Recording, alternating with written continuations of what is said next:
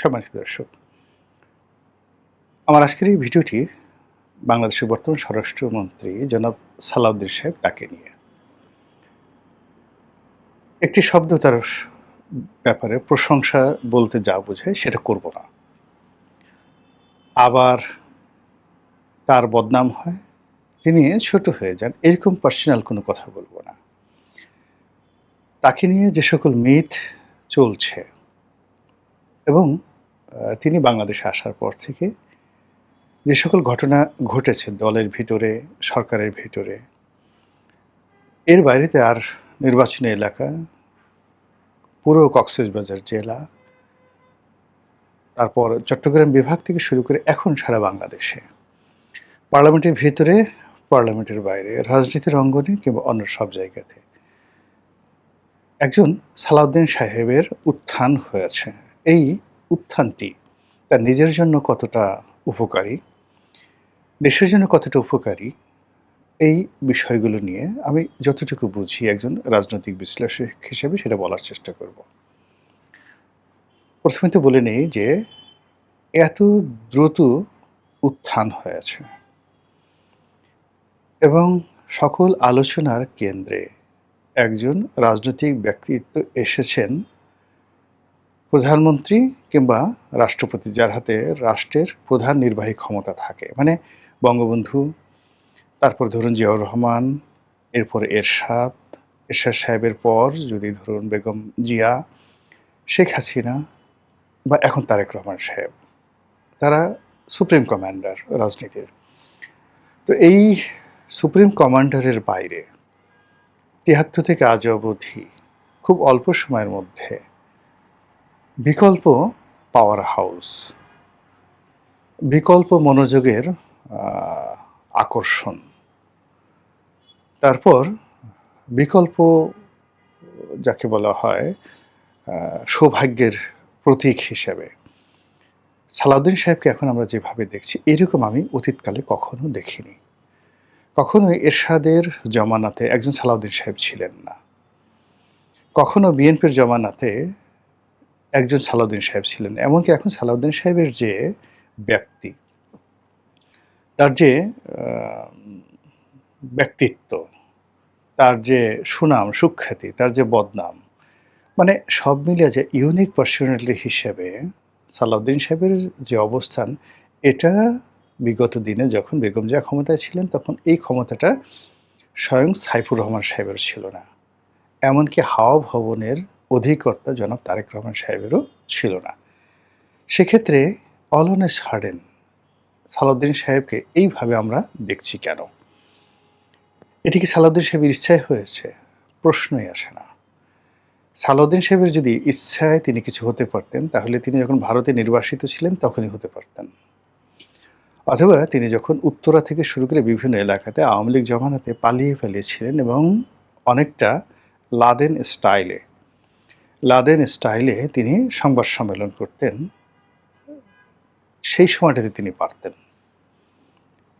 অথবা তিনি যখন এই বাংলাদেশে ইউনূস জমানাতে এসেছিলেন, তখনও তিনি এই কাজগুলো পারতেন। কিন্তু কোনো অবস্থাতে মির্জা ফখরুল সাহেবের ব্যক্তিত্বকে অতিক্রম করে ইউনূস জমানাতে সালাউদ্দিন সাহেবের উত্থান হয়নি।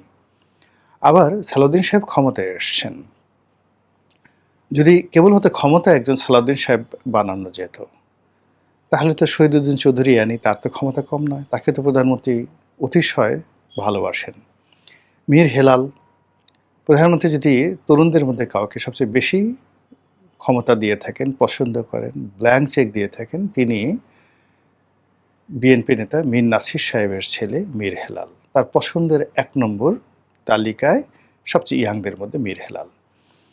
তারপরে মীর শাহে আলম আছেন, উনি প্রধানমন্ত্রীর স্নেহভাজন, তার প্রতিবেশী, সম্ভবত তার আত্মীয় হতে পারেন এবং এই মুহূর্তে সরকারের সবচেয়ে ক্ষমতাধর ব্যক্তি।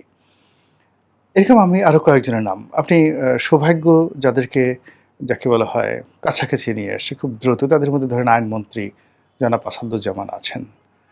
কিন্তু সালাউদ্দিন সাহেবকে নিয়ে যেটা হচ্ছে গত ৬ মাসে, ফেব্রুয়ারি, মার্চ, এপ্রিল, মে, জুন, জুলাই, এই ৬ মাসে জনাব সালাউদ্দিন সাহেবকে ঘিরে যা কিছু হচ্ছে, এটার অবস্থা দেখে মনে হচ্ছে বৃহস্পতি এবং মঙ্গল এ দুটো গ্রহ অ্যাবসলিউটলি উনার ললাটে সেই তাদের যে রক্ততিলক, সেই রক্ততিলক এঁকে দিয়েছে।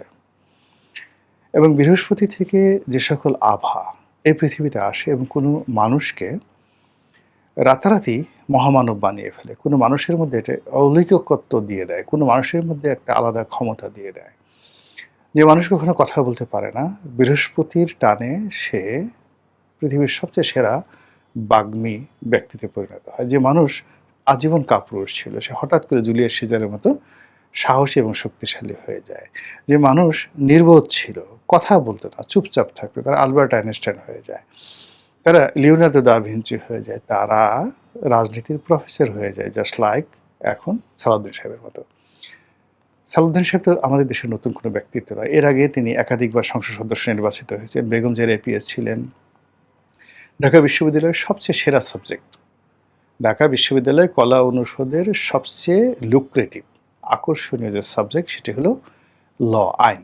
সেখান থেকে তিনি এলএলবি অনার্স করেছেন, এলএলএম করেছেন। সঙ্গত কারণে তার হয়তো অ্যাডভোকেটশিপ আছে, তিনি সেই অ্যাডভোকেটশিপ না নিয়ে তিনি বিসিএস করেছেন, সরকারি কর্মকর্তা হয়েছেন। আবার সেই সরকারি কর্মকর্তা উনি 1988 সনে তিনি যে বিসিএস হলো সেখানে চান্স পেয়েছেন। তো 88 থেকে 89 সন পর্যন্ত, ধরুন 89 সন পর্যন্ত 1 বছর তার ট্রেনিং লেগেছে। আর 91-তে তিনি বেগম খালেদা জিয়ার এপিএস হয়ে গেছেন। 96-তে বিএনপি যখন ক্ষমতায় এলো তিনি তখন প্রতিমন্ত্রী হয়ে গেছেন। তো তখনও তো আমরা সালাউদ্দিন সাহেবকে চিনতাম, কিন্তু সালাউদ্দিন সাহেবের ওই সময়টাতে পার্লামেন্টের কোনো বক্তব্য, মানে মর্নিং সজদাতে, ধরুন আমি আগামীতে পার্লামেন্টে যাব কি যাব না, কিন্তু আমি যে প্রথম ভাষণটা পার্লামেন্টে দিয়েছি, সেই প্রথম ভাষণেই তো আপনি বুঝতে পারবেন যে এই ছেলেটা কি, কোন অবস্থা আছে। তো সেক্ষেত্রে সালাউদ্দিন সাহেবের যে বিগত দিনের 91 থেকে একেবারে 24 পর্যন্ত সিঙ্গেল একটা বক্তব্য, ভাষা, তার অভিব্যক্তি বা তার একটা লেসন আমাদেরকে দেখান, যার সঙ্গে আপনি বর্তমান সালাউদ্দিন সাহেবের কোনো মিল পাবেন। এই সময় সালাউদ্দিন সাহেব যা কিছু বলছেন সেটা স্যাটায়ার বলেন, সেটা পাণ্ডিত্য বলেন, সেটা সংসদে তার বক্তব্য বলেন, প্রতিপক্ষকে ঘায়েল করার জন্য তার যুক্তি এবং তর্ক উপস্থাপন বলেন। সংসদের বাইরে রাজপথে তিনি যেভাবে তার নির্বাচনী এলাকায় কথা বলেন, কিংবা ঢাকায় প্রধানমন্ত্রীর সামনে যেভাবে কথা বলেন, মনে হয় তার ঘাড়ের উপরে জিন ভর করেছে, বৃহস্পতি ভর করেছে, মঙ্গল ভর করেছে, তার হাতে আলাদিনের চেরাগ চলে এসেছে, জাদুর কাঠি চলে এসেছে। তিনি যেখানে স্পর্শ করছেন সেখানে মুহূর্তের মধ্যে একটা আলোকের বিস্ফোরণ ঘটে যাচ্ছে। এটা কেন হয়, কি কারণে হয়? এটারও জ্যোতির্বিজ্ঞানে কতগুলো মানে লক্ষণ রয়েছে। অল অন এ সাডেন, মানে এখন এই যে বিএনপির লক্ষ লক্ষ নেতাকর্মীর মধ্যে হঠাৎ করে 6 মাসে এমন একজন ব্যক্তি এলেন আমাদের সামনে, সালাউদ্দিন সাহেব। যেই সালাউদ্দিন সাহেবের কথার সামনে কেউ দাঁড়াতে পারছেন না। অথচ এই সালাউদ্দিন সাহেব দীর্ঘদিন আমাদের এই দেশেই ছিলেন, আমরা তার কথা কেউ শুনতে চাইনি। এই সালাউদ্দিন সাহেবের বুদ্ধি, প্রজ্ঞা, তার আইনের ব্যাখ্যা, তার যুক্তি সব কিছু ক্ষুরধার। এটা তো আগেও ছিল, কিন্তু আমরা কখনো শুনিনি। হঠাৎ করে এটা কেন এলো? ইসলামের ইতিহাসে আমি জাস্ট একটা ছোট্ট উদাহরণ দিলে আপনি বুঝতে পারবেন। সব কথা সব ব্যাপারে বলা যায় না। হযরত উমর ইবনুল খাত্তাব, তিনি একজন আরব বেদুইন বীর, সাহসী, স্ট্রেট ফরওয়ার্ড। কিন্তু মক্কা মদিনার যে সাধারণ জীবনযাপন, সেই সাধারণ জীবনযাপন তিনি করতেন, ভেড়া চড়াতেন। আর এর মধ্যে আরবে যে কজন বীর ছিলেন, সাহসী মানুষ ছিলেন, তাদের মধ্যে ধরুন আমির হামজা, তাদের মধ্যে উমর ইবনুল খাত্তাব, খালিদ ইবনে ওয়ালিদ, মানে এই মানুষগুলো ভীষণভাবে সমাজে পরিচিত ছিলেন। তো সেক্ষেত্রে উমর ইবনুল খাত্তাব তার যে ডেস্টিনি, সেই ডেস্টিনিটা কিভাবে নির্ধারিত হয়েছিল তার একটা অলৌকিক কাহিনী বলি। তিনি যখন খুব শৈশবকাল, ঠিক সেই শৈশবকালে তিনি একটি সেই ব্যবসায়িক অভিযাত্রী দল যারা মক্কা থেকে সিরিয়াতে ব্যবসা করতে যেতেন। এবং সেই সিরিয়া থেকে আসার পথে তারা সেই জেরুজালেম হয়ে, মদিনা হয়ে তারপর আবার মক্কাতে প্রবেশ করতেন। তো হযরত উমর রাদিয়াল্লাহু তাআলা আনহু বালক বয়সে এভাবে সিরিয়াতে গেলেন। তো সিরিয়াতে যাওয়ার পরে তিনি করলেন কি, সেই বায়তুল মুকাদ্দাসের যে মসজিদ, সেই মসজিদের দেয়ালে হেলান দিয়ে তিনি বসেছিলেন। তার সঙ্গী সাথী হয়তো অন্য কোথাও গেছে, তিনি একা ছিলেন। তো এমন সময় সেখানে ওই জমানাতে খ্রিস্টান যারা পাদ্রী ছিলেন, ইহুদি পাদ্রী ছিলেন, তখন ওখানে আসলে খ্রিস্টানদের প্রভুত্ব। তো সেই খ্রিস্টান পাদ্রী যারা ছিলেন, তারা হযরত উমরকে, বালক উমরকে ধরলেন। ধরে বললেন যে, "তোমার কপালে রাজতিলক দেখা যাচ্ছে এবং তুমি আগামীতে রাজা হয়ে এই জেরুজালেম অধিকার করবে। কাজেই আমরা তোমাকে ছাড়ব না।" এখন এই বাচ্চা ছেলে হযরত উমর, সে কান্নাকাটি শুরু করেছে। রীতিমতো কান্নাকাটি শুরু করেছে। তার আত্মীয়স্বজন আসলো। আসার পর সে বলল যে, "এটা কি করে সম্ভব? আমরা যে এলাকাতে থাকি, সে এলাকা থেকে কোনো রাজাই নাই। সে এলাকাতে একটা গোত্র আছে, ২-৩ টা গোত্র আছে। সেই গোত্রের সর্দাররা হায়ের ২-৩ হাজার, তাদের একটা গোত্রের লোকজন আছে। আমরা কি করে এই রোমান সম্রাটের অধীন জেরুজালেম, এটা আমরা দখল করব? How it is possible?" এটা হাস্যকর। পূবের সাথে পশ্চিম ঐক্যতে এটা সম্ভব নয়। যেখানে মানে Roman dynasty, the holy Roman empire, সেই হলি এম্পায়ারের আন্ডারে জেরুজালেম তখন বিশ্বের সবচেয়ে আকর্ষণীয় জায়গা খ্রিস্টানদের, ইহুদিদের। তখনও মুসলমান ধর্ম আসেনি। তো সেই জেরুজালেম এবং সবচেয়ে সুরক্ষিত একটি নগরী, সবচেয়ে সুরক্ষিত, ওয়েল প্রোটেক্টেড। রোমের পরেই জেরুজালেম ছিল সুরক্ষিত নগরী। সেই নগরী দখল করবে হযরত উমর, যে কিনা মেষ চড়ায়। কিন্তু ওই যে অলি আল্লাহ যারা ছিলেন, খ্রিস্টান অলি আল্লাহ, তারা বলছে যে, "না, আমাদের গণনা ভুল হতে পারে না। তো এখন কি করা যাবে? আমরা একে ছাড়ব না।"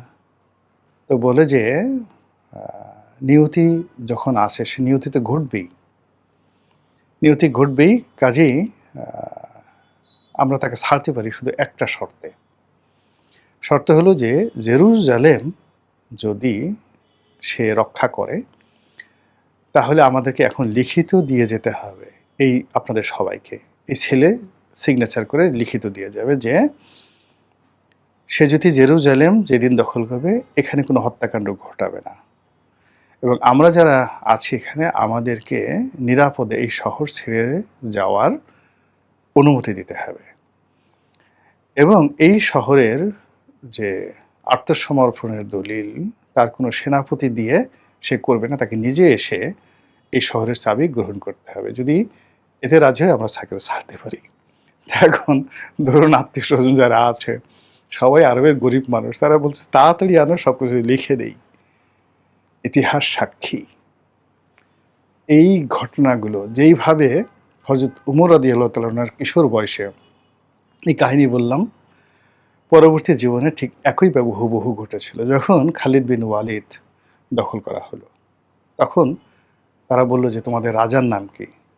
বলে যে, "উমর।" বলল, "তোমাদের রাজার সাথে আমাদের একটা চুক্তি আছে। তোমাদের কাছে আমরা আত্মসমর্পণ করব না, তার একটা দলিল আছে। তোমার রাজাকে খবর পাঠাও।" সেই দলিলে সে বলেছিল যে, সে নিজে এসে এই শহরের চাবি নেবে। তাকে খবর পাঠাও। সঙ্গে সঙ্গে মদিনাতে লোক গেল। এই আশ্চর্য ঘটনা যখন বলল, হযরত ওমর স্বীকার করলেন যে, "হ্যাঁ, আমার সাথে এই ঘটনা ঘটেছিল" এবং তিনি জেরুজালেমে একজন মাত্র সফর সঙ্গী নিয়ে এলেন এবং জেরুজালেমের কর্তৃত্ব, শহরের চাবি গ্রহণ করলেন। এই হলো নিয়তি, এই হলো বৃহস্পতি। হঠাৎ করে সালাউদ্দিন সাহেবের এই যে উত্থান, তার সব জায়গাতে জয় জয়কার। যেখানে সে হাত দিচ্ছেন, সবগুলোতে সোনা ফেলে যাচ্ছে। এর মধ্যে আপনারা কি কোনো নিয়তি দেখতে পাচ্ছেন?